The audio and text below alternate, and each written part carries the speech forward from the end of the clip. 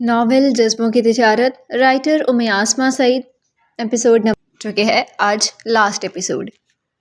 بہار کا موسم شروع ہو چکا تھا اور بہار کے موسم کی نئی صبح کی سورج کی کرنیں سنجرانی ہاؤس میں اپنا الگ ہی تاثر دے رہی تھی۔ آج سنجرانی ہاؤس میں سبھی ٹیبل پر موجود تھے سوائے آفاق کے، اور وہ بھی کچھ ہی دیر میں سنجرانی ہاؤس میں داخل ہوا تھا کیونکہ جہانگیر سنجرانی نے سبھی کو ڈائننگ ٹیبل پر آنے کو کہا تھا۔ آفاق کے چہرے کی سوجن آنکھوں کی سرخی بتا رہی تھی کہ وہ ساری رات سو نہیں سکا تھا۔ اس نے جلدی سے آتے ہی سب کو سلام کیا تھا اور ٹیبل پر بیٹھ گیا تھا۔ جب سب ناشتہ کر کے فارغ ہوئے تو جہانگیر سنجرانی نے سب کو اپنی طرف مخاطب کیا۔ میں نے ایک فیصلہ کیا ہے اور مجھے امید ہے کہ کوئی بھی میرے فیصلے کے اگینسٹ نہیں جائے گا۔ اس گھر میں جتنی پریشانیاں، جتنی مشکلات آئیں اور جس عورت کی وجہ سے آئیں، اس کے ارادے ابھی بھی کچھ ٹھیک نہیں ہیں، لیکن مجھے اپنی اولاد سے بڑھ کر کوئی عزیز نہیں ہے۔ میں نہیں چاہتا کہ وہ اس چیز کا جشن منائے کہ سنجرانی ہاؤس میں سوگ منایا جا رہا ہے۔ آج کے بعد اس گھر میں جو کچھ ہو چکا ہے اس کا کوئی تذکرہ نہیں کرے گا، کوئی بات نہیں کرے گا۔ ہم نے اپنی لاکھ کوششیں کر لی ہیں، ہم نے عدالت کے دروازے کھٹکھٹائے، قانون کو پکارا، لیکن نگین بیگم کے آگے سارے بے بس ہیں۔ اس لیے میں نے یہی سوچ لیا ہے کہ اللہ تعالیٰ ہی اس کو اس کے انجام تک پہنچائے گا۔ برے لوگوں کا انجام صرف اللہ تعالیٰ ہی کر سکتا ہے۔ برے لوگ کبھی برے لوگوں کے اس کے انجام تک نہیں پہنچاتے، اور ہمارے قانون میں اور ہماری عدالتوں میں بیٹھے ہوئے برے لوگ ہی برے لوگوں کو بچاتے ہیں۔ اس لیے آج کے بعد کوئی بھی اس گھر میں نگین بیگم کا نام نہیں لے گا، حارب کا نام بھی نہیں لے گا۔ اب سبھی کے چہروں پر ہنسی ہوگی، مسکراہٹ ہوگی، میری بیٹیوں کی کھلکھلاتی ہنسی ہوگی جس کو میں اتنے عرصے سے دیکھنے کے لیے ترس گیا ہوں۔ جہانگیر سنجرانی تھوڑے وقفے کے لیے رکے تھے اور پھر سب کی طرف متوجہ ہوئے۔ میں چاہتا ہوں اس اگلے جمعے کو کریم اور امسل کا ولیمہ اور حورین کو اور آفاق کا نکاح کر دیا جائے۔ میں اپنی زندگی میں کچھ خوشیاں دیکھنا چاہتا ہوں، اس لیے مجھے نہیں لگتا کہ یہاں پر بیٹھے کسی بھی وجود کو اس چیز پر اعتراض ہوگا۔ جہانگیر سنجرانی نے کہتے ہوئے سبھی کے چہروں کی طرف دیکھا تھا، جن کے چہرے پر حیرت ہی حیرت تھی اور وہ ایک دوسرے کی طرف دیکھ رہے تھے۔ آفاق تو سانس لینا بھول گیا تھا، اور وہ جو خبر جہانگیر سنجرانی کو دینے کے لیے آیا تھا اسے سمجھ نہیں آ رہی تھی کہ وہ اپنی اور حورین کی نکاح کی خوشی میں خوش ہو یا جہانگیر سنجرانی کو وہ خبر دے۔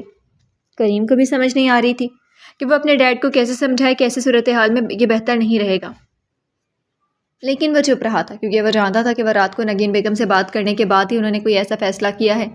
یقیناً وہ وہاں پر کچھ ایسا سن کر آئے ہیں۔ میرے خیال میں کسی کو کوئی اعتراض نہیں ہوگا۔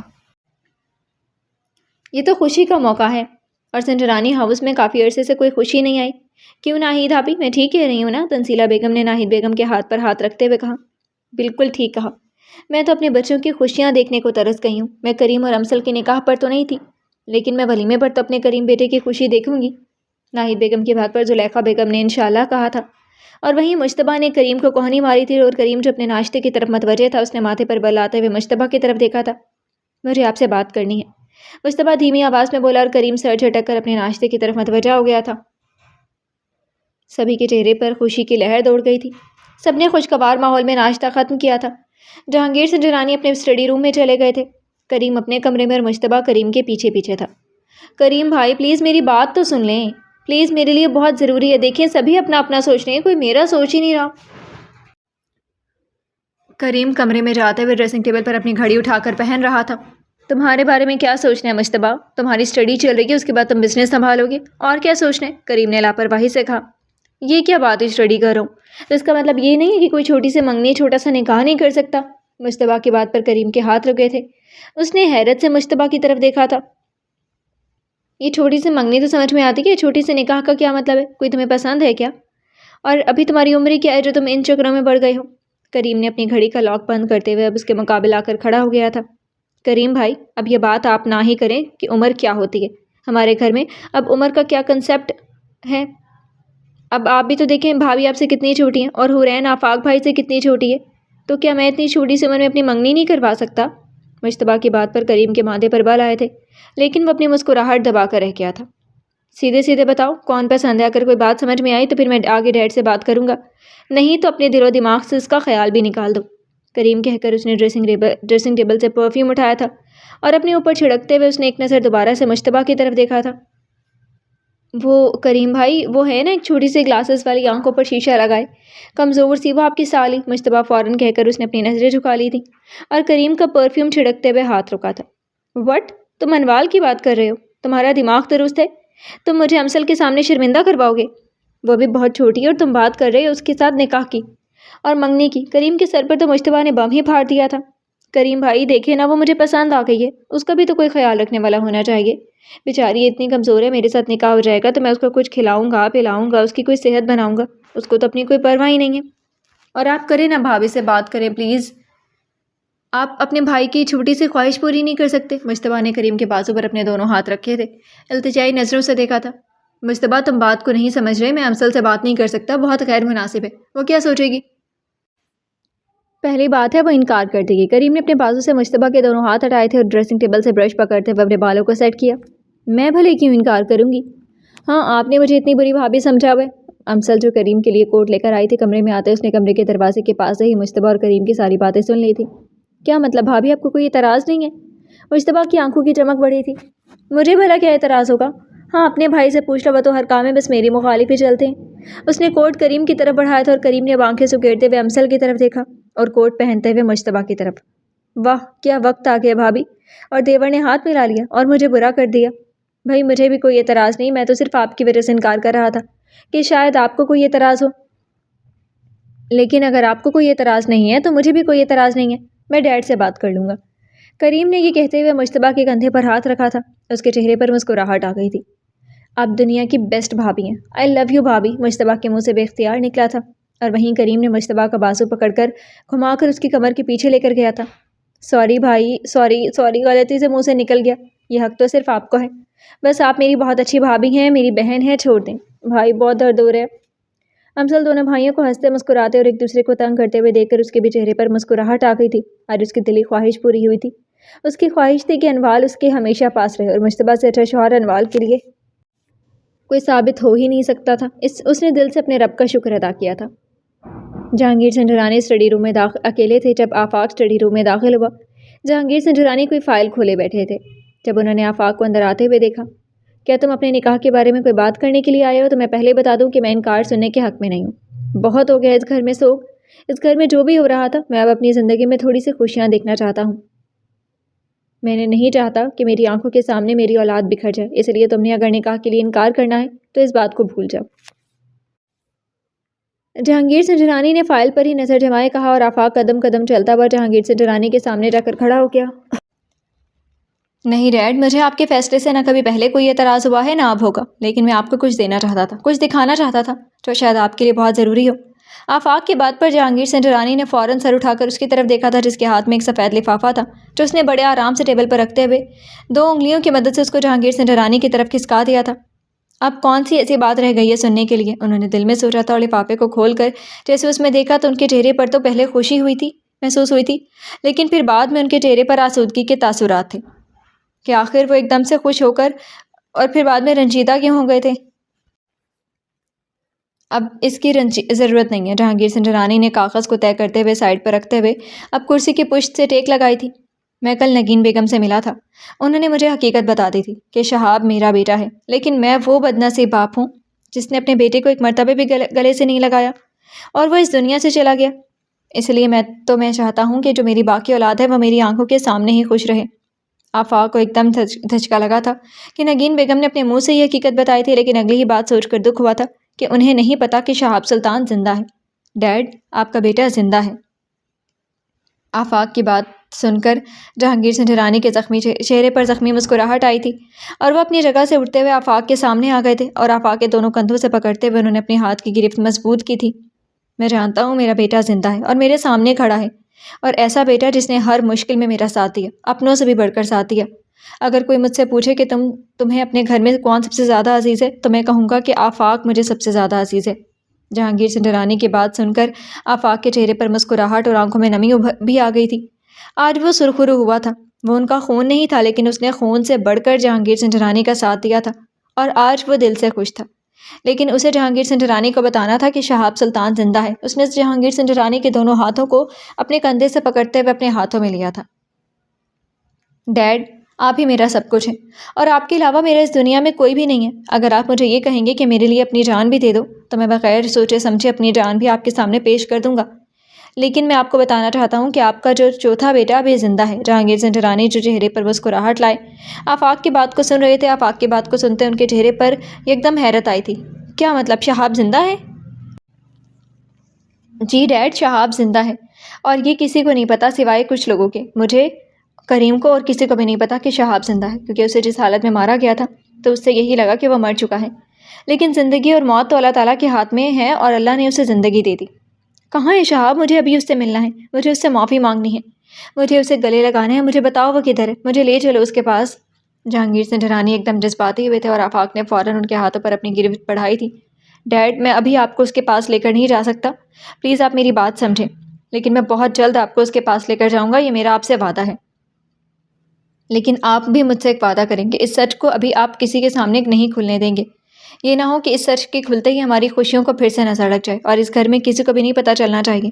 آفاق ابھی بات نہیں کر رہا تھا جب کریم اسٹڈی روم میں داخل ہوا تو مجھے تو اس سچ کا پتہ ہے آفاق۔ تو اب کیا کرو گے؟ اب تو میں پورے گھر کو بتا دوں گا۔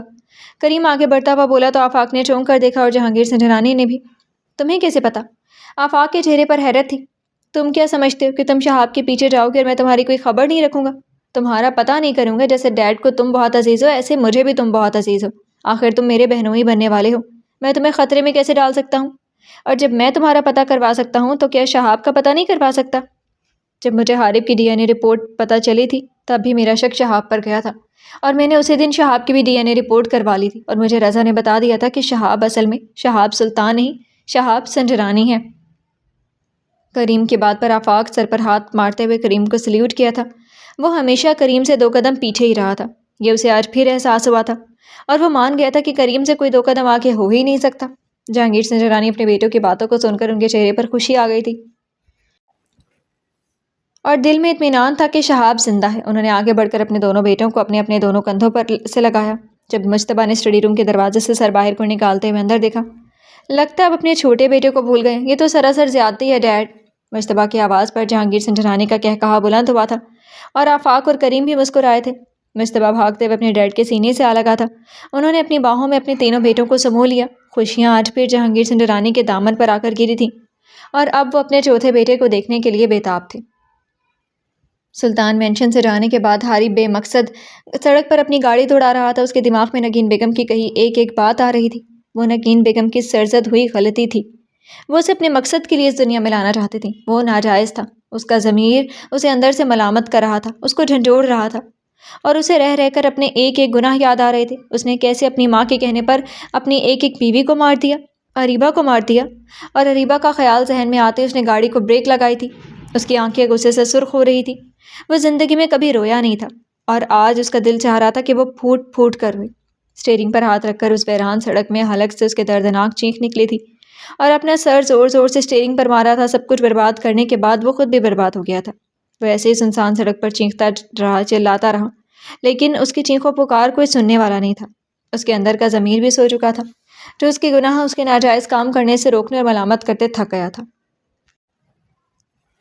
رات کو چیختے چلاتے وہ مدہوشی کے عالم میں گاڑی میں ہی پڑا رہا تھا۔ صبح سورج کی کرن جب اس کے چہرے پر پڑی تو اس نے اسٹیئرنگ سے اپنا سر اٹھایا تھا۔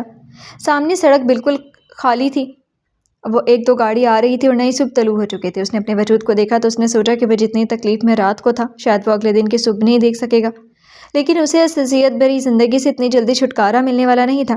جتنی اذیت وہ دوسروں کو دیتا رہا تھا، اس کی اذیت ایک رات میں بھلے کہاں ختم ہونے والی تھی۔ اس نے گاڑی سٹارٹ کی اور ایک لمحے میں فیصلہ کر لیا تھا کہ اس نے آگے کیا کرنا ہے۔ وہ گاڑی چلاتا ہوا اپنے ٹھکانے پر پہنچا تھا، جس کا نگین بیگم کو بھی نہیں پتا تھا۔ گھر پہنچ کر اس نے شاور لیا، کپڑے تبدیل کیے اور الماری میں رکھی ہوئی اریبہ کی تصویر کو دیکھا، اور پھر اپنی گاڑی کی چابی اٹھائی، موبائل اٹھایا اور دوبارہ سے باہر کا راستہ لیا تھا۔ تھوڑی دور جا کر اس نے پھولوں کی دکان پر اپنی گاڑی روکی، اور وہاں پر بے تحاشا اس نے پھولوں کے گلدستے لیے تھے، اور اس کی گاڑی کا رخ اب قبرستان کی طرف تھا جہاں اس نے اپنے ہاتھوں سے لوگوں کو مارا تھا۔ سب سے پہلے وہ اپنی پہلی بیوی کی قبر پر گیا، اور وہاں پر پھولوں کا گلدستہ رکھتے ہوئے اس کے دل میں صرف پچھتاوا ہی پچھتاوا تھا۔ ساتھ ہی دوسری بیوی کی قبر بھی تھی، پھر تیسری بیوی کی بھی۔ تینوں پہ گلدستے رکھتے ہوئے وہاں سے دعا مانگ کر اس امید کے ساتھ کہ کاش وہ سن سکتی اور اسے معاف کر سکتی، وہ واپس مڑا تھا۔ اب اسے اریبہ کی قبر پر جانا تھا، اور احمد منصور کی قبر پر جانا تھا جو احمد منصور کے پہلو میں دفن تھی۔ اریبہ کی قبر کے پاس آتے اس نے گلدستہ احمد منصور کی قبر پر رکھا، اور پھر اریبہ کی قبر پر رکھ کر وہیں گھٹنوں کے بل بیٹھ گیا تھا۔ اس کا ضبط جواب دے گیا تھا، اس کی آنکھوں سے آنسو متواتر بہنا شروع ہو گئے تھے۔ اس نے اپنے جذبات کو روکنے کے لیے مٹھیاں بھینچیں، مٹھیاں ٹانگوں پر رکھی ہوئی دونوں کی مٹھیاں کس لی تھی۔ اریبہ، مجھے معاف کر دو، شاید میں کسی بھی معافی کے لائق نہیں ہوں، اور شاید میں معافی مانگنے کی بھی لائق نہیں ہوں۔ لیکن ایک امید کے ساتھ کہ شاید تم مجھے معاف کر دو۔ میں نے تمہارے ساتھ بہت غلط کیا، بہت غلط کیا۔ میں انتقام کی آگ میں اتنا اندھا ہو گیا تھا کہ میں انسانیت کے درجے سے گر گیا، یا مجھے گرایا گیا۔ میں کسی کے ہاتھ کی کٹ پتلی تھا اور میں سمجھتا رہا کہ سبھی میرے ہاتھ کی کٹ پتلیاں ہیں۔ سبھی کی زندگی میرے ہاتھوں میں جسے چاہوں زندہ رکھوں، جسے چاہوں مار دوں۔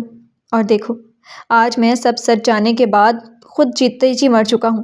اگر تم زندہ ہوتی تو میری اس حالت پر ماتم کرنے کے بجائے تم ہنستی ضرور، اور تمہارا ہنسنا بنتا تھا۔ کاش تم زندہ ہوتی اور تم ایک بار ہنس کر میری بے بسی کا مذاق تو اڑاتی اور میں ہنس کر برداشت کر لیتا۔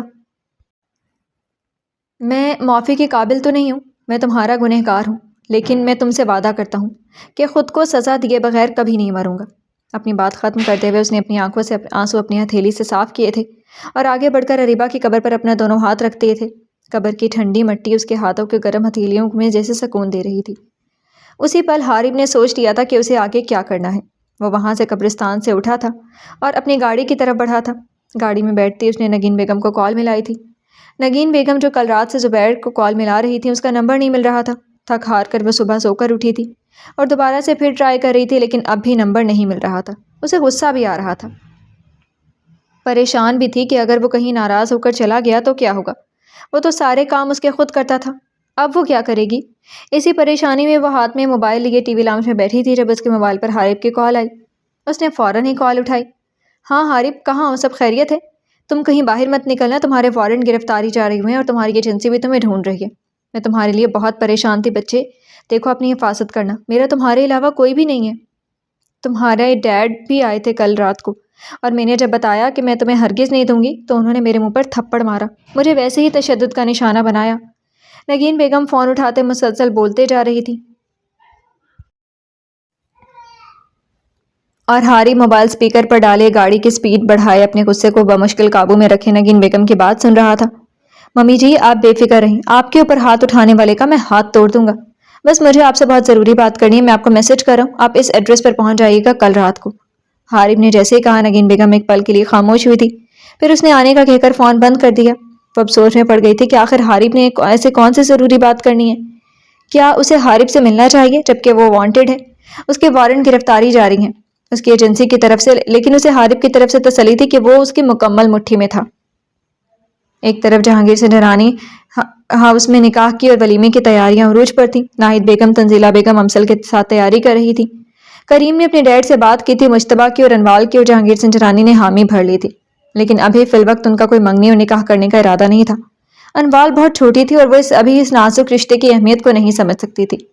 جہانگیر سنجرانی نے مجتبیٰ کو تسلی دی تھی اور کہا تھا کہ وہ جیسے ہی اپنی اسٹڈی کمپلیٹ کرے گی تو تمہارا اس کے ساتھ نکاح کر دیا جائے گا۔ مجتبیٰ اس بات پر راضی ہو گیا تھا۔ زلیخا بیگم کو یہ بات بھی پتہ چل چکی تھی اور وہ بھی اس بات پر راضی تھی۔ سنجرانی ہاؤس میں ہر طرف خوشیاں ہی خوشیاں تھیں۔ جہانگیر سنجرانی کو بس ایک خوشی ملنے کا اور انتظار تھا کہ وہ اپنے بیٹے شہاب سے ملے، اور جہانگیر سنجرانی کا یہ انتظار بھی ختم ہوا تھا۔ اگلے دن کی صبح کو آفاق نے آ کر بتایا کہ وہ آج انہیں شہاب سلطان کے پاس لے کر جا رہی ہیں۔ جہانگیر سنجرانی آفاق کے ساتھ گاڑی میں بیٹھ گئے تھے۔ کریم کہاں ہے؟ وہ نہیں آئے گا ساتھ؟ جہانگیر سنجرانی نے آفاق سے کہا۔ نہیں ڈیڈ، وہ اپنی مرضی کا مالک ہے، میں کیا کہہ سکتا ہوں؟ اسے تو کسی کی پرواہ ہی نہیں ہے، اتنا اس نے کر دیا یہی بہت ہے۔ اس سے ہم لوگ بات کریں گے تو وہ غصہ کر کے دوبارہ اٹلی چلا جائے گا، آفاق نے برا سا منہ بناتے ہوئے کہا تھا۔ جہانگیر سنجرانی نے سر جھٹکا، ان دونوں کے آپس کی چھیڑ چھاڑ اور طنز کبھی ختم ہی نہیں ہونے والے تھے۔ آفاق نے گاڑی لا کر عنایا گل کے گھر کے باہر کھڑی کی تھی۔ جہانگیر سنجرانی نے چونک کر آفاق کی طرف دیکھا تھا۔ تم مجھے شہاب سے ملانے کے لیے لے کر آئے ہو یا عنایا بیٹی سے؟ جہانگیر سنجرانی حیرت سے آفاق کی طرف دیکھا۔ وہ ڈیڈ، دراصل عنایا گل کے گھر سے زیادہ محفوظ جگہ کوئی نہیں تھی، مجھے کریم نے یہی کہا تھا۔ آپ کو تو پتہ ہے کہ سب کو یہ معلوم ہے کہ شہاب کی ڈیتھ ہو گئی ہے، مسز ثاقب سلطان کو بھی، تو پھر ابھی فی الوقت کریم نے کہا تھا کہ اسے یہیں پر رکھنا چاہیے، آفاق نے بڑے ہی نرم لہجے میں کہا تھا، اور جہانگیر سنجرانی آفاق کا چہرہ دیکھ رہے تھے۔ تم تو ابھی کہہ رہے تھے کہ کریم کو کچھ نہیں پتا، اور کریم ابھی یہاں پر بھی نہیں ہے۔ جہانگیر سنجرانی کی بات پر آفاق نے کان کے پیچھے کھجلی کی تھی۔ او سوری ڈیڈ، وہ تو میں مذاق کر رہا تھا ایسے ہی۔ جہانگیر سنجرانی نے آفاق کے مختلف القابات سے نوازا تھا اور گاڑی کا دروازہ کھول کر باہر نکلے تھے۔ اپنی اتنی عزت افزائی پر آفاق نے اپنے دانتوں تلے زبان دی تھی اور باہر نکلتے اسے اپنی بات پر افسوس ہوا تھا کہ ہر وقت کا مذاق بھی اچھا نہیں ہوتا۔ دل میں خود کو ملامت کرتا وہ جہانگیر سنجرانی کے ساتھ عنایا گل کے گھر گیٹ کے اندر داخل ہوا تھا۔ گھر کے اندر داخل ہوتے ہی درختوں پر بیٹھی چڑیاں چہچہانا شروع ہو گئی تھی اور وہ ہر طرف موتی کی خوشبو نے خوشگوار ماحول کا تاثر پیدا کیا تھا۔ جہانگیر سنگھ رانی کو عنایا گل کی یہی سادگی اور نفاست بہت پسند تھی۔ وہ اسے سراہے بغیر نہیں رہ سکے تھے، اور چلتے ہوئے جب ان کی نظر عنایا گل کے گارڈن میں بنی ہوئی جھیل کے پاس ویل چیئر پر بیٹھے کسی شخص پر پڑی اور سامنے ہی کرسی پر عنایا گل ہمیشہ کی طرح اپنے سفید لباس میں ملبوس تھی، سر پر دوپٹہ لیے، کندھوں پر چادر ڈالے، وہ ساتھ ساتھ مچھلی کو کھانا ڈال رہی تھی اور ساتھ ساتھ دھیمی آواز میں کوئی بات کر رہی تھی۔ جہانگیر سنگھ رانی نے حیرت سے آفاق کی طرف دیکھا اور آفاق نے جہانگیر سنگھ رانی کے کندھے پر ہاتھ رکھ کر اس بات میں سر ہلایا تھا۔ جہانگیر سنگھ رانی کے دل کو کھینچ پڑی تھی۔ کیا وہ شہاب تھا جو ویل چیئر پر تھا؟ انہوں نے دل سے دعا مانگی تھی کہ ان کا خدشہ غلط ہو۔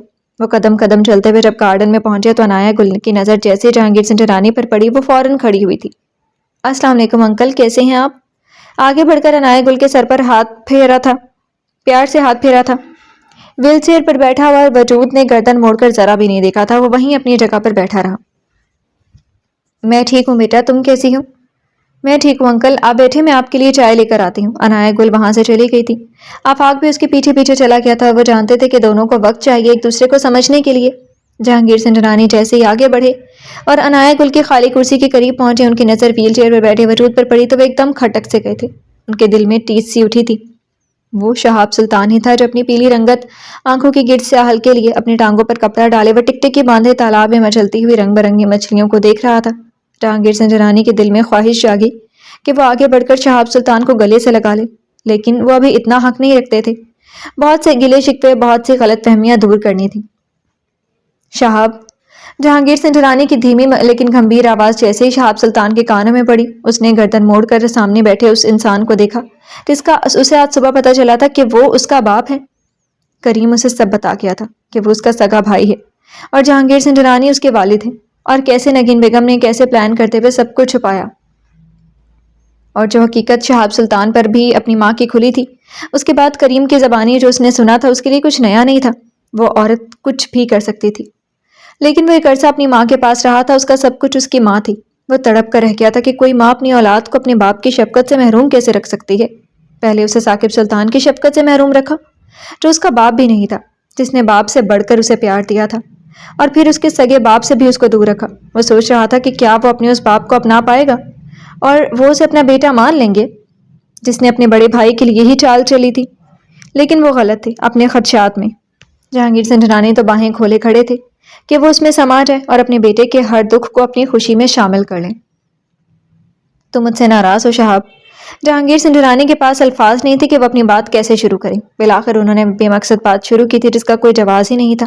ان کے درمیان کوئی محبت نہیں تھی، ان کے درمیان کوئی احساس نہیں تھا، ان کے درمیان کوئی وعدے نہیں تھے، کوئی امیدیں نہیں تھی، تو ناراض کیسے ہوتا؟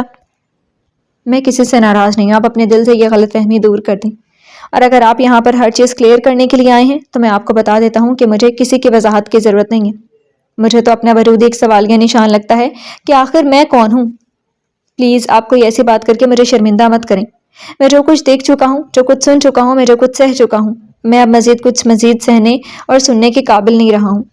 آپ دیکھ رہے ہیں کہ اس ٹائم میں آپ کے سامنے ویل چیئر پر ہوں۔ مجھے اللہ نے زندگی دی ہے، یہی میں نہیں جانتا کہ مجھے کس مقصد کے لیے دوبارہ زندگی دی ہے، لیکن اتنا ضرور کہوں گا کہ اگر میری زندگی مزید رہی تو آپ مجھے شاید اپنے تمام بچوں کی طرح ایک فرما بردار بیٹا ہی پائیں گے۔ شہاب سلطان نے جہانگیر سنگھ رانی کے تمام خدشات کو دور کر دیا تھا، اور یہ تمام خدشات شہاب سلطان کے بھی صبح عنایا گل نے اور کریم نے دور کر دیے تھے، اور اسے تاکید کی تھی کہ وہ جہانگیر سنگھ رانی کے سامنے ایسی کوئی بات نہ کرے۔ وہ اسے دل سے اپنانا چاہتے ہیں، اور تم بھی اپنی زندگی کو آگے بڑھاؤ۔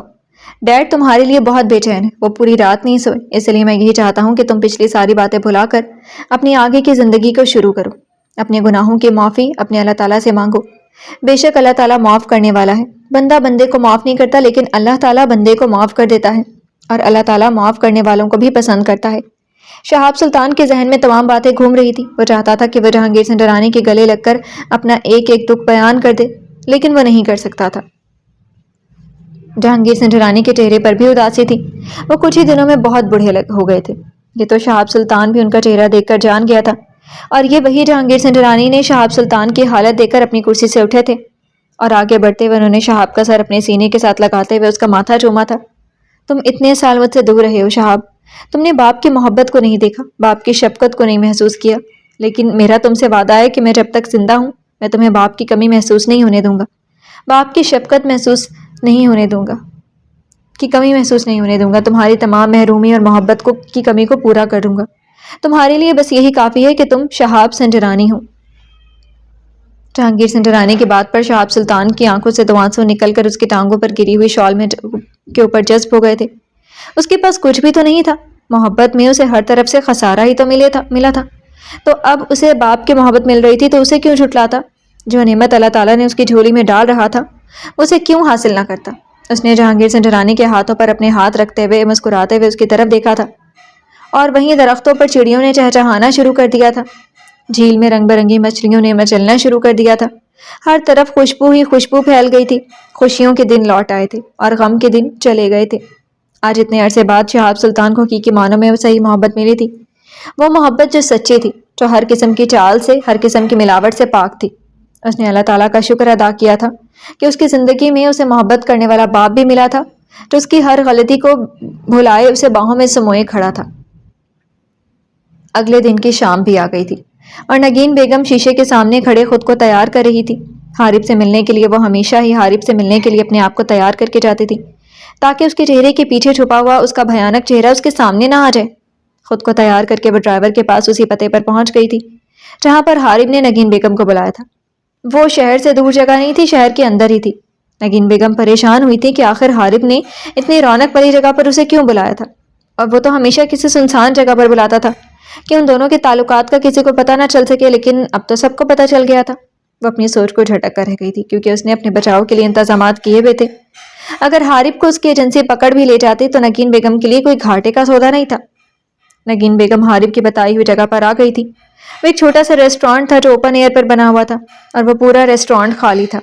گاڑی سے اترتے ہوئے وہ جا کر حارب کی بتائی ہوئی ٹیبل پر جا کر بیٹھ گئی تھی۔ انتظار تھا حارب کا، جو تھوڑی دیر بعد ہی ریسٹورانٹ میں داخل ہوا تھا، اور ایک جھٹکا نگین بیگم کو لگا تھا کیونکہ حارب نہ تو بلیک سوٹ میں تھا اور نہ ہی اس نے ماسک پہنا ہوا تھا۔ آج اس کی ڈریسنگ کچھ الگ تھی۔ اس نے 3 پیس سوٹ پہنا ہوا تھا، گلے میں ٹائی لگائی ہوئی تھی، بالوں کو جیل سے طریقے سے پیچھے کیا ہوا تھا۔ آج وہ پہلے والا حارب نہیں لگ رہا تھا جو ایک رب سے حلقے میں ہوتا تھا۔ آج وہ اپنی شخصیت کو پروکار بنائے ہوئے چلتا ہوا نگین بیگم کے سامنے والی کرسی پر بیٹھ گیا تھا۔ خیریت ہے؟ آج تم بڑے تیار ہو کر آئے ہو، اور لگتا ہے کوئی بڑی ہی خوشخبری سنانی ہے تم نے مجھے۔ نگین بیگم نے بڑی ادا سے حارب کی طرف دیکھا تھا اور حارب نے مسکراتے ہوئے نگین بیگم کی طرف دیکھا تھا۔ بالکل ایسا ہی ہے، میں آج آپ کو بہت ساری خوشخبریاں سنانے والا ہوں، اتنی خوشخبریاں کہ آپ کا دل خوش ہو جائے گا۔ اسی لیے تو میں نے سوچا کہ کیوں نہ آج مل کر خوب جشن منایا جائے، آپ اپنے دشمنوں کا بربادی کا جشن منایا جائے، خود کی بربادی کا بھی جشن منایا جائے۔ حارب کی بات پر نگین بیگم نے یکدم اس کی طرف دیکھا تھا۔ خود کی بربادی کیسے؟ چہرے پر حیرت تھی اور حارب نے سر جھٹکا تھا۔ کچھ چیزوں میں تو ہم بھی پیچھے رہ گئے نا ممی جی، تو وہ ہماری ہی بربادی ہوئی نا۔ تو جب انسان برباد ہو جاتا ہے تو پھر پیچھے تو کچھ نہیں رہتا نا، ہاتھ تو خالی رہتے ہیں، چاہے انسان جتنی مرضی سمیٹ لے، جتنی مرضی جیت حاصل کر لے، لیکن بربادی کبھی پیچھا نہیں چھوڑتی۔ نگین بیگم کو حارب کی باتیں عجیب لگ رہی تھی، لیکن وہ خود کو ضبط کیے بیٹھی تھی۔ چھوڑو ان سب باتوں کو، تم بتاؤ کون سی خوشخبری سنانی تھی؟ نگین بیگم نے بات کو بدلا تھا۔ پہلے کچھ کھا لیتے ہیں، مجھے بہت بھوک لگی ہے۔ آپ کو پتہ ہے کہ پولیس اور اپنی ایجنسی سے چھپ کر بیٹھنا اور باہر کا کھانا کھانا کتنا بدمزہ ہو جاتا ہے۔ فاسٹ فوڈ کھانا، آج میں کچھ دیسی کھانا چاہتا ہوں جیسے آپ مجھے بنا کر کھلاتی تھی۔ حارب کی باتوں پر اور اس کے نرم لہجے پر اب نگین بیگم تھوڑا سا مطمئن ہوئی تھی۔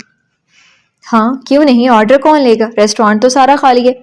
نگین بیگم کی بات پر حارب نے فوراً دور کھڑے ویٹر کو اشارہ کیا تھا جو شاید کھڑا ہی اس کے لیے تھا۔ حارب کے اشارے پر اس نے سر کو خم دیا تھا اور واپس مڑ گیا تھا۔ آ جاتا ہے تھوڑی دیر تک کھانا، آپ سنائیں سب ٹھیک ہے؟ وہاں پر سنجرانی ہاؤس میں کیا چل رہا ہے؟ اور مسٹر زبیر نے ان کے کاغذات کا کیا کیا جو اٹلی کے کاغذات تھے، جو فیک تھے اور جو کریم نے آپ کو دھوکہ دینے کے لیے آپ سے سائن کروائے تھے؟ حارب کی بات پر نگین بیگم یکدم چونکی تھی۔ حارب کو یہ سب نہیں بتایا تھا۔ میں اس کا بدلہ لے لوں گی کریم سے، تم اس کی فکر مت کرو، تم ہو نا میرے ساتھ۔ وہ کب تک یوں مجھ سے پیچھے چھڑواتا رہے گا؟ لاسٹ ٹائم پولیس اسٹیشن میں اس کو میری پوزیشن کا پتہ چل گیا تھا، وہ مجھ پر اب ہاتھ نہیں ڈال سکتا۔ اب بس میں اس کا صفایا چاہتی ہوں، جلد از جلد، اور بہت جلد ہم مل کر اس کا صفایا کریں گے، اور بس تم ہوگے اور میں ہوں گی اور ہماری ڈھیر ساری خوشیاں۔ نگین بیگم نے بڑے اعتماد سے کہا۔ جی ممی جی، بالکل ٹھیک کہا، ہم ہوں گے اور ہماری ڈھیر ساری خوشیاں، اور خوشیاں ابدی ہونے والی ہیں انشاءاللہ۔ حارب نے انشاءاللہ پر بہت زور دے کر کہا تھا۔ بیٹا کھانا لے کر آیا، اس نے کھانا لگایا اور ساتھ میں دونوں کو ڈرنک سرو کی تھی۔ نگین بیگم نے ہاتھ کے اشارے سے حارب کو کھانا شروع کرنے کا کہا۔ نگین بیگم مسکراتے ہوئے اپنی باتیں کر رہی تھی اور حارب کھانے میں مصروف تھا۔ نگین بیگم بھی چھوٹے چھوٹے نوالے لیتے ہوئے کھا رہی تھی اور ساتھ پڑی ڈرنک کو تھوڑا تھوڑا کر کے پی رہی تھی۔ جب کھانا ختم ہوا اور نگین بیگم نے آخر میں رکھی ہوئی ڈرنک کے گلاس کا آخری گھونٹ پیا اور ادھر حارب نے بھی آخری گھونٹ پیا، حارب کے چہرے پر مسکراہٹ آ گئی تھی۔ تم ایسے کیوں ہنس رہے ہو؟ خیریت ہے نا؟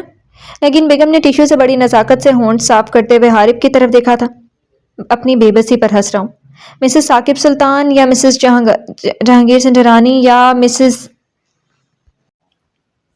یا پھر یہ کہوں کہ ایک رات لوگوں کے بستر گرم کرنے والی عورت۔ حارب کے منہ سے اپنے لیے ایسے الفاظ سن کر نگین بیگم کو جیسے کرنٹ لگا تھا۔ اس کے ہاتھ سے ٹیشو نیچے گرا تھا۔ کیا بکواس کر رہے ہو حارب؟ تمہیں شرم نہیں آتی اپنی ماں کو ایسا بولتے ہوئے؟ نگین بیگم کی بات پر حارب کا قہقہا بلند ہوا تھا، اتنا بلند کہ نگین بیگم کو لگا اس کے کان کے پردے پھٹ جائیں گے۔ کیوں؟ کیا ہوا؟ سچ سن کر آپ ڈر کیوں گئی ہیں؟ کیوں ایسا نہیں ہوا تھا؟ ایک رات آپ نے کسی کی مجبوری کا فائدہ اٹھایا تھا اور اس کو اپنی مٹھی میں کرنے کے لیے آپ نے اس کے ساتھ رات گزاری تھی، اور دیکھیں آپ کا وہ گناہ آپ کے سامنے ہے اور آپ نے اس کو جس طرح استعمال کیا، اور اب آپ کا ارادہ ہے وہ اس گناہ کو استعمال کرنے کے بعد پھینک دینا۔ لیکن آپ بھول گئی تھی نگین میڈم کہ میں بھی حارب ہوں۔ میں نے اگر رشتوں کو توڑا ہے، لوگوں کو مارا ہے، تو میں بھی آپ کی طرح ہی ایک کمینہ انسان ہوں۔ اگر آپ کے سامنے کوئی رشتہ اہمیت نہیں رکھتا، چاہے وہ شوہر کا ہو، بیٹے کا ہو، بھائی کا ہو، ماں کا ہو، تو میرے آگے کیوں ماں کا رشتہ اہمیت رکھے گا؟ آخر آپ کی سائے میں پلا بڑھا ہوں۔ کہتے ہیں نا کہ ماں کی گود پہلی تربیت گاہ ہوتی ہے، اور آپ نے جو میری تربیت کی، تو آپ کیسے توقع کر سکتی ہیں کہ میں حارب احمد آپ کے کیے گئے گناہ کی سزا آپ کو نہیں دوں گا؟ حارب کی بات سنتے ہی نگین بیگم کا وجود سرد پڑا تھا۔ ابھی اس سے پہلے کہ وہ کچھ کہتی نگین بیگم کو ابکائی آئی تھی۔ اس نے فوراً ہی منہ پر ہاتھ رکھ لیا تھا، اور جب ہاتھ ہٹایا تو اس کے ہاتھ پر خون ہی خون تھا۔ اس نے حیرت سے حارب کی طرف دیکھا تھا، تو کیا اس نے کھانے میں کچھ ملایا تھا؟ حارب، تم نے کھانے میں کیا ملایا تھا؟ بولو، کیا ملایا تھا تم نے کھانے میں؟ نگین بیگم نے غصے سے کرسی سے اٹھتے ہوئے ٹیبل کی چادر کو کھینچ کر نیچے گرایا تھا۔ سارے برتن، سارے گلاس ٹوٹ کر چکنا چور ہو گئے تھے۔ حارب بھی کرسی سے اٹھ گیا تھا۔ اس کا ایک مرتبہ پھر سے قہقہا بلند ہوا تھا۔ کیا ہوا؟ اتنا کیوں ڈر گئی آپ؟ ایک تھوڑا سا زہر ہی تو لایا تھا۔ آپ جتنی زہریلی ہیں، مجھے تو لگا تھا کہ آپ پر یہ زہر کام ہی نہیں کرے گا، لیکن افسوس، آپ بھی تو ایک کمزور انسان نکلی، آپ پر بھی یہ زہر کام کر گیا۔ دیکھیں، آپ کے زہر سے تو میں پلا بڑھا ہوں، لیکن مجھ پر ابھی تک اس زہر نے کام نہیں کیا جو میں نے آپ کے ساتھ ہی کھایا اور پیا، اور ابھی تک میں آپ کے سامنے ہی کھڑا ہوں۔ حارب کی بات سن کر نگین بیگم نے فوراً ٹیبل کا سہارا لیا تھا۔ اب اس کا سر چکرا رہا تھا، اس کے منہ کے ساتھ ساتھ اس کی ناک سے خون بہنا شروع ہو گیا تھا۔ حارب، تم مجھے نہیں مار سکتے، میں تمہاری ماں ہوں، تم مجھے نہیں مار سکتے۔ غلطی انسانوں سے ہوتی ہے، میں نے وہ سب کچھ صرف اس لیے کیا کہ میرے ساتھ بہت سے لوگوں نے غلط کیا تھا، اور میں بس اپنا حق لینا چاہتی تھی، اور اس حق کی جنگ میں ہر چیز جائز ہوتی ہے۔ اپنی ماں کو بچا لو حارب، یہ ظلم نہ کرو۔ نگین بیگم اٹک اٹک کر حارب سے منت کر رہی تھی، اور حارب وہیں پر اپنی پینٹ کی پاکٹ میں ہاتھ ڈالے نگین بیگم کو مرتے ہوئے دیکھ رہا تھا، جب اچانک اس کا بھی سر گھوما تھا اور اس کو بھی ابکائی آئی تھی، اور اس نے تھوک پھینکتے ہوئے اپنے منہ سے نکلتے خون کو پھینکا تھا۔ اگر آپ کے ساتھ کچھ غلط ہوا تھا تو نگین میڈم، آپ کا فرض تھا کہ آپ بھی سب کے ساتھ غلط کریں۔ آپ کی قسمت میں جو لکھا تھا وہ آپ کو مل گیا، اور آپ اس پر صبر شکر ادا کرتی ہیں۔ اپنے انتقام کی جنگ میں نہ صرف مجھے دھکیلا، بلکہ میرے وجود کو چھلنی کر کے، میرے دماغ کو زخمی کر کے، اپنی گندی سوچ کو میرے کچے دماغ میں گھسا دیا، اور میں آپ کے نقش قدم پر چلتے ہوئے کتنوں کو قتل کر دیا، کتنوں کو مارا، کتنوں کے ساتھ زیادتی کر دی، اور اب آپ یہ چاہ رہی ہیں کہ میں آپ کو بچا لوں، اس زندگی سے بچا لوں جس نے بہت سی زندگیاں چھینی ہیں۔ آپ کی اور میری موت تو اس سے بھی زیادہ بدتر ہونی چاہیے، لیکن مجھے یہی بہتر لگا۔ مجھے ترس آ گیا آپ پر۔ جب ایک ماں اپنے بیٹے کو مار سکتی ہے، اپنی اولاد کو مار سکتی ہے، تو پھر ایک بیٹا اپنی ماں کو کیوں نہیں مار سکتا جس نے ہزاروں زندگیاں برباد کی ہوں؟ میں مانتا ہوں کہ آپ کو یہ برا لگے گا، اور شاید کوئی بھی یہ سنے گا تو اسے بھی برا لگے گا کہ ایک بیٹے نے اپنی ماں کو مار دیا۔ اس لیے میں نے اپنے لیے بھی یہی سزا تجویز کی، میں نے خود کو بھی مار دیا، تاکہ لوگوں کو بات کرنے کا موقع ہی نہ ملے، اور لوگ یہ کہیں کہ دو گنہگار ایک ساتھ ہی دنیا سے ختم ہو گئے۔ حارب کہتا ہوا تھوڑا سا جھکا تھا، اور اب اس سے بھی کھڑے ہونا مشکل ہو رہا تھا۔ حارب کی گھٹنے زمین پر ٹکے ہوئے تھے، اور وہیں نگین بیگم اب زمین پر ڈھہ سی گئی تھی۔ اس کے دونوں ہاتھ زمین پر تھے، اور اس کی ساڑی کا پلو نیچے گر گیا تھا۔ آپ میری ماں تھیں، میں نے آپ کے بارے میں کبھی بھی کچھ معلوم نہیں کیا تھا، لیکن جس رات مجھے معلوم ہوا کہ آپ نے ملک زبیر کے ساتھ ایک رات گزار کے مجھے اس دنیا میں صرف اس لیے لے کر آئی تھی کہ آپ ملک زبیر کو پابند کر سکیں اور مجھے اپنے ہاتھوں کا کھلونا بنا سکیں، تو اسی رات میں نے آپ کے بارے میں سب کچھ معلوم کیا۔ پھر مجھے پتا چلا کہ آپ تو عورت کے درجے سے گری ہوئی ہیں۔ عورت کے لیے اس کی عزت، اس کا مان، اس کی آبرو ہی سب کچھ ہوتی ہے، اور آپ نے اپنی عزت پتہ نہیں کتنے بستر کی چادروں میں لپیٹ کر لوگوں کو دی۔ مجھے افسوس ہوتا ہے کہ میں ایک ایسی ماں کی کوکھ سے پیدا ہوا ہوں جس کو اپنی عزت اور آبرو کا ہی خیال نہیں ہے۔ ہاری بول رہا تھا، نگین بیگم اپنے گلے کو پکڑ رہی تھی۔ اس کے گلے کے اندر کانٹے چبھ رہے تھے، اس کا دل پھٹ رہا تھا، اس کے پورے وجود میں جیسے چیونٹیاں چل رہی ہوں۔ اس نے بولنا چاہا لیکن اس کی آواز اس کے حلق میں ہی رہ گئی تھی۔ اس نے وہ خون سے بھرے ہوئے ہاتھوں کی کپکپاتے ہاتھوں سے حارب کی طرف بڑھائے تھے۔ حارب کی ناک سے بھی خون نکلنا شروع ہو گیا تھا اور وہ زمین پر گر گیا تھا۔ میں اب آپ کا سہارا نہیں بنوں گا نگین میڈم، اب ہم دونوں کو جہنم میں جانا ہوگا، اپنی کیے کی سزا کو بھگتنا ہوگا۔ آج میں نے ایک ظالم ماں کا اختتام کر دیا، اپنے جذبوں کی تجارت کے خسارے کو ایک منافع میں بدل دیا۔ میں نے آج ایک وجود کو ختم کر کے بہت سے وجود کو، بہت سی زندگیوں کو میں نے بچا لیا، لیکن ایک افسوس کے ساتھ میں اپنی آخری سانس لینا چاہوں گا کہ میں نے اپنی ماں کے ساتھ اپنے سچے جذبوں کی تجارت کی تھی، اور میری ماں نے میرے جذبوں کی تجارت میں خیانت کرتے ہوئے اسے غیروں کے ہاتھوں لٹا دیا تھا۔ کاش آپ میرے جذبات کو سمجھ سکتی، مجھے سیدھے راستہ دکھا سکتی۔ حارب سانس لینے کے لیے رکا تھا اور اس کے منہ سے خون نکلا تھا اور اسے خون کی ابکائی آئی تھی۔ اس کے گلے میں جیسے کانٹے سے چبھنے لگے تھے۔ نگین بیگم زمین پر گر گئی تھی، اس کا وجود زمین کے ساتھ چپک گیا تھا۔ وہ تڑپ رہی تھی بار بار اور اس کے منہ سے خون نکل رہا تھا۔ آنکھوں میں اس کے ابھی بھی التجا تھی، انتقام تھا، لیکن وہ اس انتقام کے ساتھ اپنی آخری ہچکی لیتے ہوئے اس دنیا سے چلی گئی تھی۔ حارب اپنی آنکھوں کے سامنے اپنی ماں کو تڑپتے ہوئے، مرتے ہوئے دیکھا تھا، اور اس کی آنکھوں سے ایک آنسو بھی نہیں نکلا تھا، اور نہ ہی اس کے چہرے پر افسردگی تھی۔ اس کے چہرے پر اطمینان تھا، ایک مسکراہٹ تھی۔ وہ اپنے ہاتھوں کی مدد سے اپنے آپ کو گھسیٹتا ہوا نگین بیگم کے زمین پر پھیلے ہوئے بازو پر سر رکھ کر وہیں گر گیا تھا۔ اس کی زندگی کا آخری دن اس کی ماں کی آغوش میں ختم ہوا تھا، جس آغوش کو وہ ساری زندگی ترستا رہا تھا، اور اب اسے جب اپنی ماں کی آغوش ملی بھی تھی تو وہ مردہ وجود کے ساتھ۔ سنٹرانی ہاؤس کو لائٹوں سے سجا دیا گیا تھا۔ پورا سنٹرانی ہاؤس جگمگا رہا تھا۔ امسل رائل بلو کلر کی میکسی پہنے اور اپنی ہلکی نیلی آنکھوں کی وجہ سے سب سے منفرد لگ رہی تھی۔ اس کو میک اپ کی ضرورت نہیں تھی، اور نہ ہی کریم نے اسے اجازت دی تھی کہ وہ میک اپ کرے۔ وہ سادگی میں ہی اسے اچھی لگتی تھی، اور وہ سادگی میں ہی قیامت ڈھا رہی تھی۔ تھوڑی دیر بعد حورین کا اور آفاق کا نکاح ہو گیا تھا۔ حورین سفید رنگ کے سوٹ جس کے اوپر گولڈن کام ہوا تھا اور سرخ رنگ کے دوپٹے میں وہ بہت پیاری لگ رہی تھی۔ اس نے نکاح نامے پر سائن کر کے اپنی پوری زندگی کا محافظ آفاق کو بنا لیا تھا۔ آفاق کے چہرے پر مسکراہٹ تھی۔ تنزیلہ بیگم، ناہید بیگم، انبال، زلیخا بیگم سب نے دل سے اپنے دونوں بچوں کے جذبوں کی زندگی کی خوشی کی دعا کی تھی۔ پورا گھر خوشیوں سے جگمگا رہا تھا۔ مہمانوں کی آمد تھی، ہر کوئی اپنی خوش گپیوں میں مصروف تھا۔ نکاح کی اور ولیمے کی تقریب چل رہی تھی۔ جب رات کے 10 کا ٹائم ہوا اور سب مہمان آہستہ آہستہ جانا شروع ہو گئے، اچانک ہی کریم کے موبائل پر میسج ریسیو ہوا۔ اس کو پڑھتے ہی کریم نے فوراً سب کی شکل کی طرف دیکھا جو ایک دوسرے سے مسکرا کر باتیں کر رہے تھے۔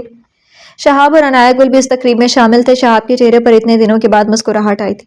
وہ نہیں چاہتا تھا کہ وہ اس مسکراہٹ کو چھینے، لیکن وہ حقیقت بھی ان سب سے نہیں چھپانا چاہتا تھا۔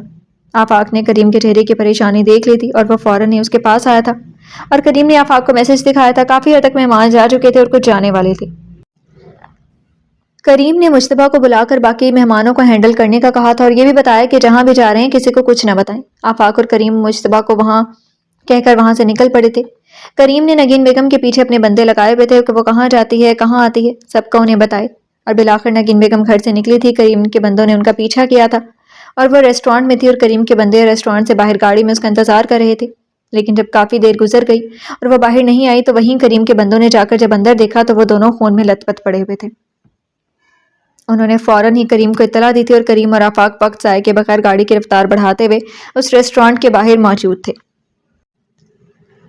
کریم نے ایس ایچ او صاحب کو اطلاع دی تھی، اور ایس ایچ او صاحب نے حارب کی ایجنسی کو دے دی تھی۔ کریم کے پہنچنے سے پہلے ہی وہاں پر پولیس کے سائرن کی آوازیں سنائی دے رہی تھی اور ہر طرف گاڑیاں کھڑی تھیں۔ نگین بیگم اور حارب پر سفید کپڑا ڈال دیا گیا تھا۔ آفاق اور کریم فوراً آگے بڑھے تھے۔ کریم صاحب رک جائے، آگے جانے کا کوئی فائدہ نہیں ہے، اگر آپ انہیں اس حالت میں دیکھیں گے تو شاید آپ رات کو سو بھی نہ سکیں۔ ایس ایچ او صاحب نے کریم کے بازو سے پکڑتے ہوئے اسے روکنے کی کوشش کی۔ کیسے ہوا یہ سب، آپ کو کچھ پتا ہے؟ کریم نے گہرا سانس لیتے ہوئے کہا۔ ابھی تو کچھ نہیں پتا، پوسٹ مارٹم کی رپورٹ کے بعد ہی پتا چلے گا، لیکن مجھے ایسا لگ رہا ہے جیسے ان دونوں نے کچھ ایسا کھایا ہے کہ دونوں موقع پر جاں بحق ہو گئی ہیں۔ SHO صاحب کی بات سن کر کریم نے گہرا سانس لیا تھا۔ تھوڑی دیر میں ایمبولینس آ گئی تھی اور آفاق نے کریم کے کندھے پر ہاتھ رکھا تھا۔ ہمیں اب چلنا چاہیے کریم، شاید ان دونوں کا انجام یہی تھا، برائی ہی برائی کو مارتی ہے اور اللہ تعالیٰ کے انصاف سے کبھی بچ نہیں سکا۔ لوگ قانون سے تو بچتے آ رہے تھے لیکن اپنی موت سے کب تک بچتے؟ چلو گھر چلتے ہیں۔ کریم کو کہیں نہ کہیں افسوس ہوا تھا حارب کے لیے، اس کے دل میں ایک کسک بھی جاگی تھی۔ کاش حارب خود کو پولیس کے حوالے کر دیتا، اپنے گناہوں کا اعتراف کر لیتا تو وہ اسے بچانے کی ہر ممکن کوشش کرتا۔ ان دونوں نے بچپن ایک ساتھ گزارا تھا، بچپن کی ہر یاد کریم کی آنکھوں کے سامنے گزری تھی۔ آفاق کے دل کو بھی کھینچ پڑی تھی لیکن اس نے خود کو سنبھال لیا تھا، وہ ایسا ہی تھا۔ اب وہ اگر کسی کو اہمیت دیتا تو اس کے لیے جان بھی دے دیتا، اور اگر کوئی اس کے پیار محبت کا مذاق بناتا تو وہ اس کے دل سے اتر جاتا۔ حارب بھی اس کے دل سے اتر چکا تھا جب سے اسے اریبہ کا پتہ چلا تھا۔ کریم نے ایک سرد آہ بھری تھی اور وہ دونوں اپنی اپنی گاڑی کی طرف چل دیے تھے۔ انہیں گھر جا کر بھی تو سب بتانا تھا۔ کریم اور آفاق جیسے گھر پر پہنچے سب مہمان جا چکے تھے اور Jahangir Sanjrani T V lounge میں ان کا انتظار کر رہے تھے۔ ایسے موقع پر یہ دونوں کہاں جا سکتے ہیں؟ وہ مجتبیٰ کی کلاس لے رہے تھے کیونکہ آخری دفعہ مجتبیٰ کے پاس یہ دونوں کو دیکھا تھا۔ کریم اور آفاق جیسے اندر داخل ہوئے جہانگیر سنجرانی کی طرف دیکھا تھا۔ کہاں چلے گئے تھے تم دونوں نالائکو؟ تمہیں پتہ بھی ہے سارے مہمان تم دونوں کا پوچھ رہے تھے، اور تو اور جن کے لیے یہ فنکشن رکھا گیا ہے وہ دونوں ہی نہیں تھے۔ جہانگیر سنجرانی غصے سے ان دونوں پر چڑھ دوڑے تھے۔ ڈیڈ، وہ حارب اور مسز ثاقب سلطان اس دنیا میں نہیں رہے۔ کریم نے فوراً ایک جملے میں جہانگیر سنجرانی کو سب سمجھا دیا تھا اور وہیں جہانگیر سنجرانی کو چپ لگ گئی تھی۔ پورے ہال میں بیٹھے ہوئے تمام لوگوں کو شوق لگا تھا کہ اچانک ہی حارب نگین بیگم کی ڈیتھ کیسے ہو سکتی ہے۔ اگلی صبح کو خواتین کو گھر چھوڑ کر جہانگیر سنجرانی اور سارے ہاسپٹل میں موجود تھے۔ پوسٹ مارٹم کی رپورٹ کے مطابق دونوں نے زہر لیا تھا اور پھر کچھ لیٹر اور اعتراف جرم حارب کی طرف سے ایجنسی کو ملا تھا۔ ایک لیٹر حارب کے ہاتھ سے لکھا ہوا تھا جس میں اس نے اس بات کا اعتراف کیا تھا کہ یہ زہر اس نے خود اپنی ماں کو اور خود لیا ہے۔ حارب کے ہاتھ کے لکھے ہوئے لیٹر اور اعتراف نے سب کو ہلا کر رکھ دیا تھا۔ نگین بیگم کا بھی دکھ سبھی کو تھا لیکن حارب کی موت نے سب کو ہلا کر رکھ دیا تھا۔ سنجرانی ہاؤس میں حارب نے ایک وقت گزارا تھا اور تنزیلہ بیگم، جہانگیر سنجرانی، حرین، مجتبیٰ، کریم، آفاق، ان سب کے لیے تو یہ وقت بہت ہی مشکل تھا۔ بالآخر جہانگیر سنجرانی نے حوصلہ کرتے ہوئے نگین بیگم اور حارب کی تدفین کی ذمہ داری اٹھائی تھی۔ حارب اور نگین بیگم کی تدفین کرتے ہوئے وہ سبھی گھر آ گئے تھے۔ ان کی حالت زہر کی وجہ سے ایسی نہیں تھی کہ کوئی ان کا چہرہ بھی دیکھ پاتا۔ حارب اور نگین بیگم کو دفنانے کے بعد سب اپنے اپنے گھروں کی طرف چلے گئے تھے لیکن شہاب وہیں پر تھا۔ وہ ویل چیئر پر بیٹھا اس قبر کو بڑے غور سے دیکھ رہا تھا جس کے اندر اس کی ماں تھی، جس کو اس نے اپنا سب کچھ مانا تھا، اور آج وہ سب کی زندگیوں کو برباد کر کے اس قبر کے اندر پرسکون سوئی ہوئی تھی۔ وہ وہاں پر رکنا چاہتا تھا اور کریم اسے وہاں پر چھوڑ کر خود گاڑی کے پاس آ کھڑا ہو گیا تھا۔ وہ شہاب کو اکیلا چھوڑنا نہیں چاہتا تھا۔ اس کی دماغی حالت بھی کچھ ابھی ٹھیک نہیں تھی۔ وہ مسکرا رہا تھا لیکن اس کے چہرے کی اذیت صاف دکھائی دیتی تھی۔ شام کے سائے پھیل رہے تھے جب کریم نے آ کر شہاب کے کندھے پر ہاتھ رکھا تھا۔ شہاب، گھر چلو، گھر والے تمہارے منتظر ہیں، خوشیاں تمہاری منتظر ہیں۔ کریم کے کہنے پر شہاب نے فوراً اپنی آنکھوں کی نمی چھپائی تھی۔ اس نے کریم کے ہاتھ پر اپنا ہاتھ رکھا تھا اور اس بات میں سر ہلایا تھا۔ وہ مشکل کریم شہاب کی ویل چیئر کو پکڑتے ہوئے قبرستان سے باہر آ گیا تھا۔ پیچھے قبرستان میں وہ اپنی ماں کو اس قبر میں چھوڑ آیا تھا جس نے اپنی انتقام، اپنی حسد اور اپنی لالچ کی وجہ سے بہت سے لوگوں کی زندگی برباد کر دی تھی۔ وہ اپنی اولاد کی زندگی برباد کر دی تھی اور آخر اس کا ٹھکانہ وہی تھا جہاں سب کو ایک نہ ایک دن جانا ہے۔ 2 سال بعد۔ کریم، تم نکل کیوں نہیں رہے ایئرپورٹ کے لیے؟ شہاب کی فلائٹ آنے والی ہوگی، میں اپنے بیٹے کو اس کے پاؤں پر کھڑا ہوتے ہوئے دیکھنا چاہتا ہوں، تم تو مزید لیٹ کروا رہے ہو۔ جہانگیر سنجرانی اور ڈرائنگ روم میں کھڑے اونچی اونچی آواز میں کریم کو آوازیں لگا رہے تھے۔ ڈیڈ بس تھوڑی دیر میں آیا، کریم نے کچن میں سے آواز لگائی تھی۔ تم کچن میں کیا کر رہے ہو؟ ابھی جہانگیر سنجرانی کے منہ سے الفاظ نکلے تھے، ان کی بات آدھی منہ میں رہ گئی تھی جب کریم کے ہاتھ میں دودھ کا بنا فیڈر دیکھ کر باہر آیا تھا۔ کریم تم نے یہ کام کب سے شروع کر دیا ہے؟ جہانگیر سنجرانی کے چہرے پر حیرت ہی حیرت تھی۔ ڈیڈ، جب سے میری زندگی میں ایک چھوٹی سی معصوم سی گڑیا آئی ہے جس کا میں والدہ محترم بنا ہوں، تب سے میں نے یہ کام شروع کر دیا ہے۔ اس کی ماں کدھر ہے؟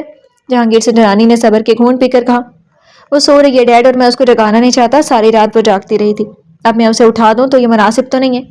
کریم اونچی آواز میں بولتا ہوا کمرے کی طرف بڑھ گیا تھا اور جہانگیر سنجرانی اپنا سر پکڑ کر بیٹھ گئے تھے کہ آخر اس لڑکی کا بنے گا کیا۔